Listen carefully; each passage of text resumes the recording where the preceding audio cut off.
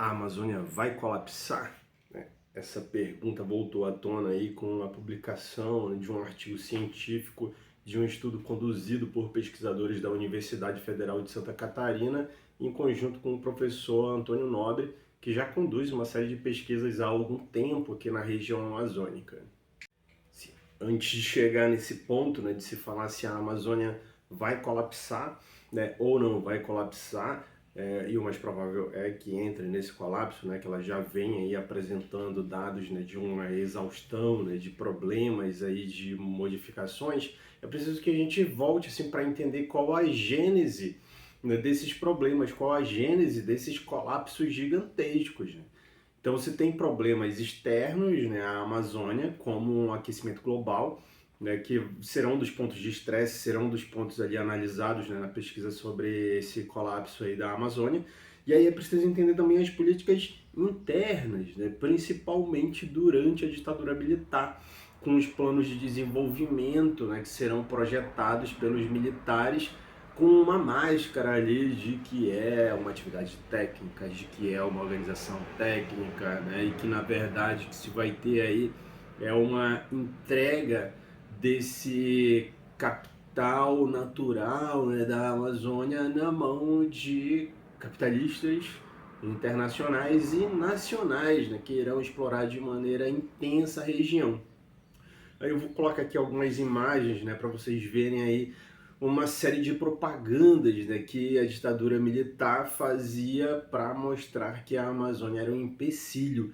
Meu Deus, já era década de 70 e se trabalhava ali uma visão, né, do século XIX, de uma floresta gigantesca, de uma natureza infinita, de uma exploração que poderia acontecer sem nenhum problema, que esse é um dos problemas aí relacionados a essa estrutura capitalista, né? Ela explora recursos, né, que transforma qualquer, né, processo de natureza em recurso e age como se isso fosse infinito, né? Projeta um crescimento aí para sempre dentro de um planeta que é finito, né? Que é bem limitado.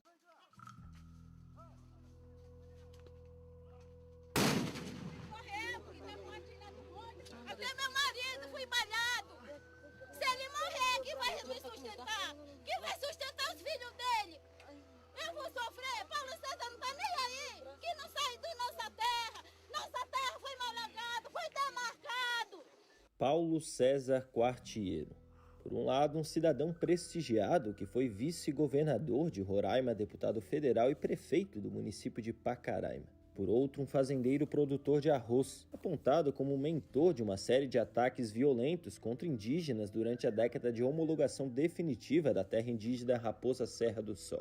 Por isso falamos de ditadura empresarial militar, porque ela foi uma organização de uma ditadura militar organizado para grandes capitalistas estrangeiros e brasileiros, né? Então você vai ter companhias como Volkswagen, você vai ter companhias estrangeiras diversas, você vai ter empresas e empresários brasileiros avançando para essas terras, pessoas que não tinham ali acesso a essas terras ou que tinham pequenos terrenos em outras partes do país vão vender essas terras e comprar ou avançar aqui grilando terras pela região amazônica.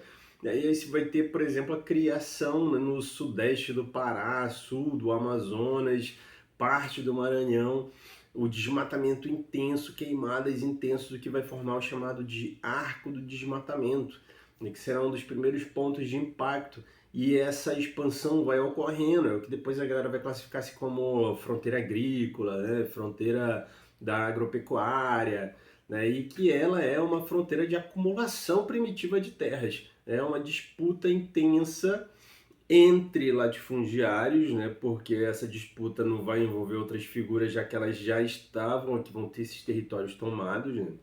Só lembrar que um dos bordões assim, dos militares reproduzido constantemente era de terras sem homens para homens sem terras, né, numa ideia que já era ali reproduzida pelo Vargas, né, de que a Amazônia era um vazio demográfico, e já sabemos que nunca foi um vazio demográfico, é só ver agora como diversos povos indígenas estão sendo massacrados, né? Se tem problemas com povos indígenas, os Mundurucus têm o território invadido por garimpeiros, né, aqui no sul do Pará, Jacareacanga. A gente tem problemas em áreas onde mineradoras se instalaram e expulsaram os indígenas desses territórios. Há os problemas, por exemplo, agora como o massacre conduzido contra os Yanomamis, em parte do Amazonas e Roraima. Já vimos outras cenas desses problemas, como da invasão e morte de indígenas na terra indígena Raposa Serra do Sol, onde os militares também criavam ali algumas teorias da conspiração de possíveis invasões estrangeiras ao território amazônico. E vejam, havia uma preocupação com uma invasão estrangeira, sendo que os militares negociavam o subsolo amazônico, a floresta amazônica, as terras amazônicas dentro do território brasileiro com companhias estrangeiras.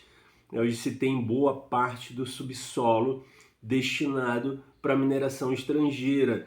E os garimpeiros, que não entendam mais os garimpeiros aqui como os da década de 70 e 80, mas de empresários que compram máquinas caras, que usam trabalho análogo à escravidão para explorar um ouro que é vendido a um preço super barato no mercado internacional.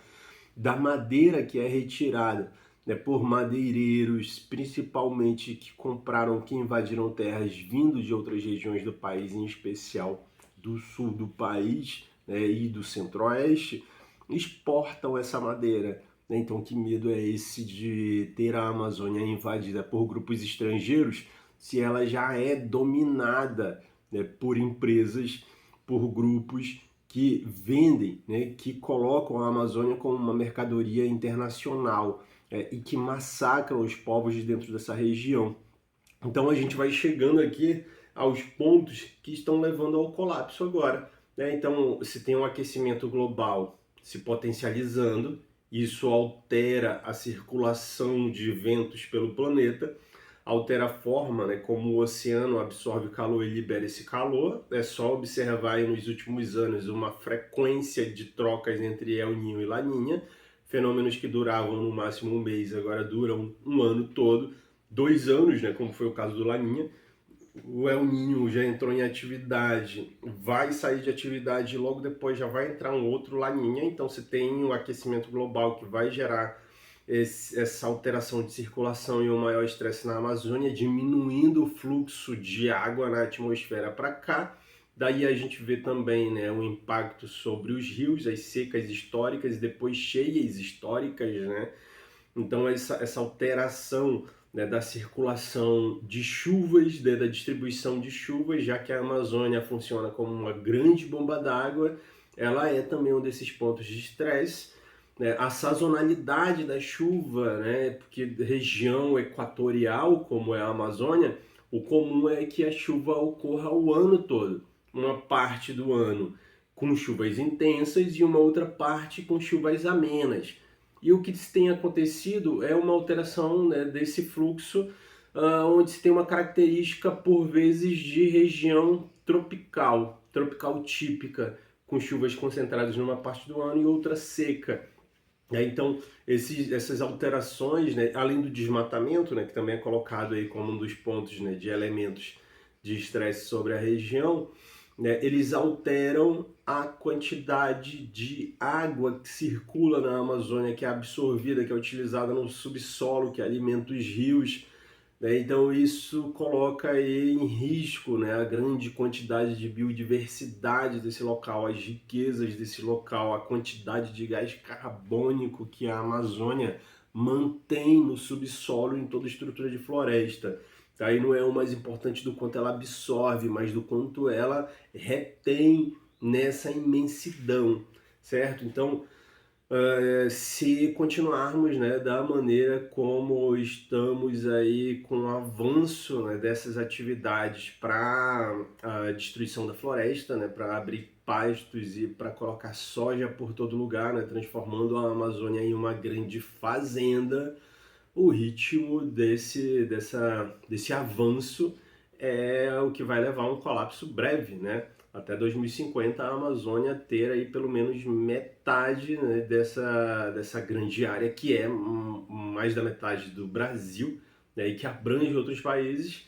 A tendência é que ela chegue no ponto de não retorno, né, de um colapso, de alteração completa, né, de savanização, né, de mudanças no regime de chuvas, né, de chuvas torrenciais fortes, né, de queimadas mais intensas, já que ficará mais seca, né? Então, os pontos aí discutidos como barrar o avanço desse tipo de economia predatória, saqueadora, restaurar a floresta e avançar com formas que sejam menos problemáticas, né?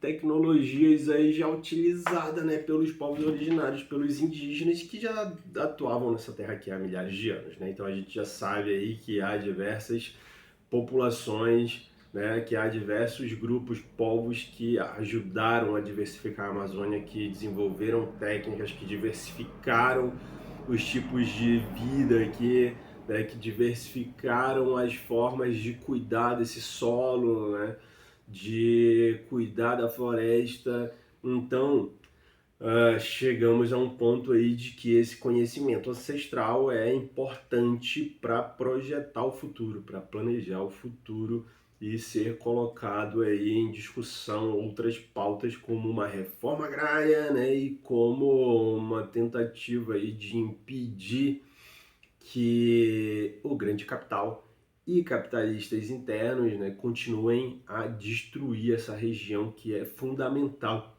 para o equilíbrio hídrico do planeta, né, sobretudo, né, para ficar aqui um pouco mais contido, né, na dimensão que ele atinge primeiramente, do continente sul-americano, né? Então, secas em parte da Argentina, do Uruguai, do sul do Brasil, elas são impactadas por conta aqui de alterações na floresta amazônica, né? Como eu falei antes, é uma grande bomba d'água, né? Então ela absorve a água que vem do oceano, produz muito mais água aí da floresta, né? Geram chuvas abundantes por todo o território, né? Mas essa forma de uma estrutura agromineradora exportadora do Brasil, né, dentro desse cenário aí da Divisão Internacional do Trabalho, tem sido altamente impactante para esse ambiente, né? E essa forma de se incentivar as invasões de terras por grandes capitalistas, né, que abrem fazendas ou áreas de mineração e executam, né, exterminam pessoas de grupos sem terra ou indígenas que moram, né, que habitam, que fazem seu território essa grande região, são os problemas aí centrais dentro da Amazônia, né? Não só da Amazônia brasileira, mas sobretudo na Amazônia brasileira, que é a maior parte, né, desse grande bioma, desse grande domínio, certo? Então, pensar que esse colapso da Amazônia e os motivos, né, que nos trouxeram até aqui são extremamente necessários para se pensar como combater isso e como começar um processo de tentar amenizar e reverter esse breve colapso. Até mais, gente. Valeu!